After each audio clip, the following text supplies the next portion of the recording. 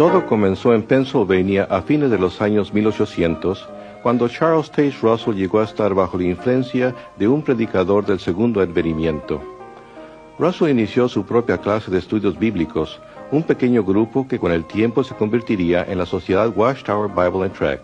Copiando directamente de las especulaciones proféticas de Nelson Barber, un adventista neoyorquino, Russell afirmó que en 1799 el mundo había entrado en el tiempo del fin, que en 1874 Jesucristo había regresado invisiblemente y que en el año 1914 el mundo había llegado a su fin. En 1879, Russell, que entonces tenía 27 años de edad, estaba tan apasionadamente convencido de que estas fechas proféticas habían sido dadas por Dios, que vendió su próspero negocio de ropa y se dirigió a un nuevo rumbo. Con muy poca experiencia y conocimientos teológicos, comenzó a imprimir la revista La Torre del Vigía de Sión y Heraldo de la Presencia de Cristo, conocida hoy como la Atalaya. Esta publicación, que ha crecido de una impresión inicial de 6,000 ejemplares a mucho más de 288 millones de ejemplares al año, imponen todas las doctrinas principales de los testigos de Jehová.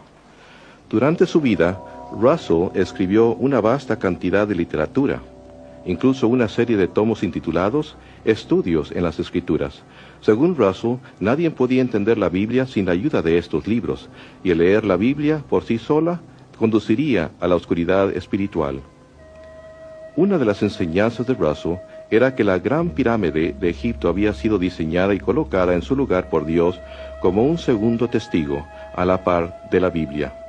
La Gran Pirámide serviría como instrumento para revelar su gran plan de las edades a la humanidad.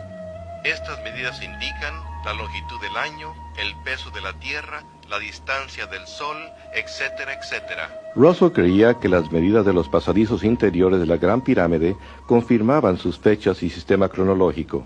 Según Russell, los pasadizos verificaban que el 1914 marcaría el año en que el mundo terminaría. Finalmente, el 1914 vino. Y pasó. Russell y sus seguidores no fueron arrebatados de la tierra y el fin no vino. John Knight, que en aquel entonces tenía 15 años de edad, recuerda lo que entonces sucedió. Por supuesto, cuando llegó el 1914 tuvimos que cambiar nuestros puntos de vista, tal como tuvimos que volver a cambiarlos después.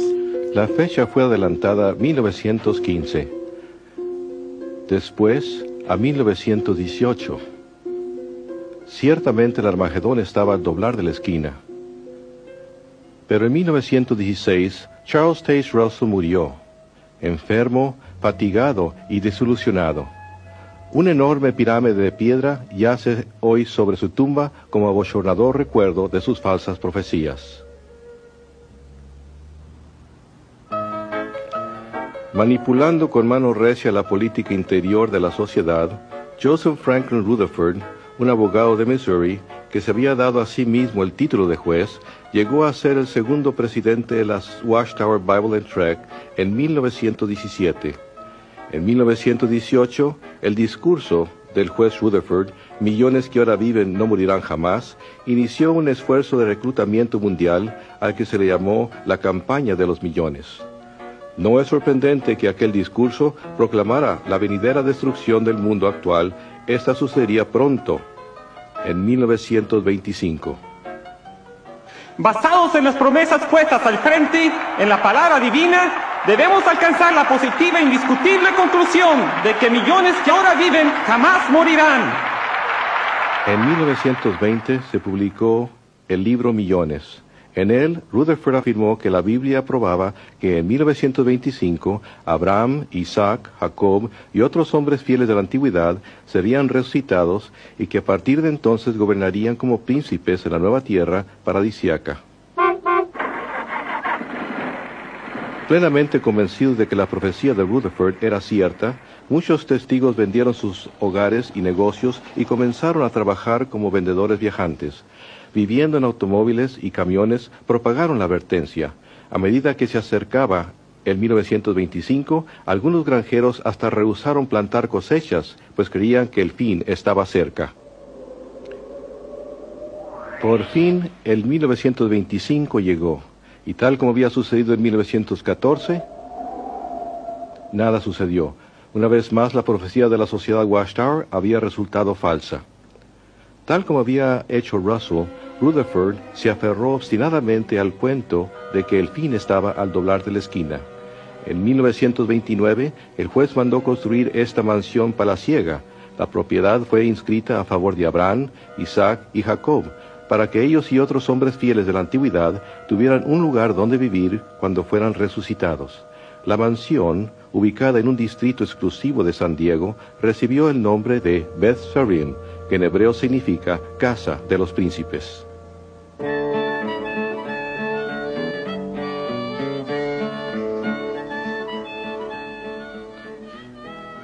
El mundo entró en la Gran Depresión, pero Rutherford vivió como un millonario, pasando los meses invernales en Beth Sarim y los veranos en Europa.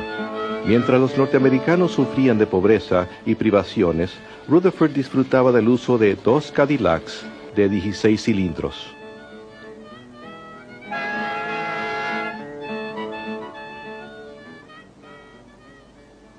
Bajo Rutherford, la Sociedad Watchtower Bible and Tract se convirtió en una corporación muy próspera.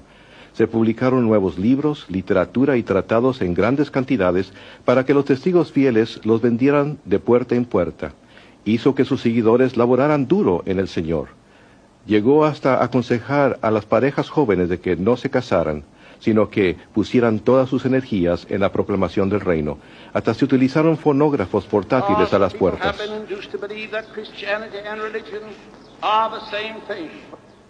Por todo el mundo los testigos celosos desfilaron frente a las iglesias los domingos por la mañana, llevando los cartelones con letreros que decían: la religión es un lazo y un fraude.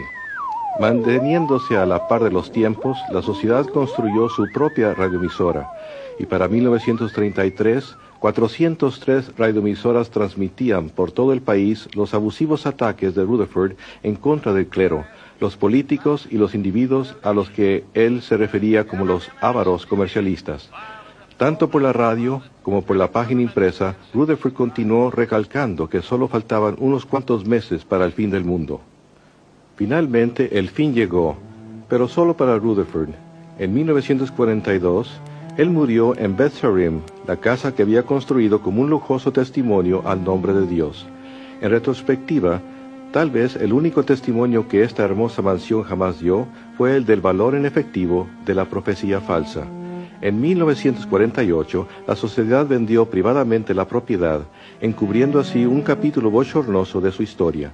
Hoy día, la mayoría de los testigos modernos de Jehová ni siquiera sabe que Beth Sarim jamás existió.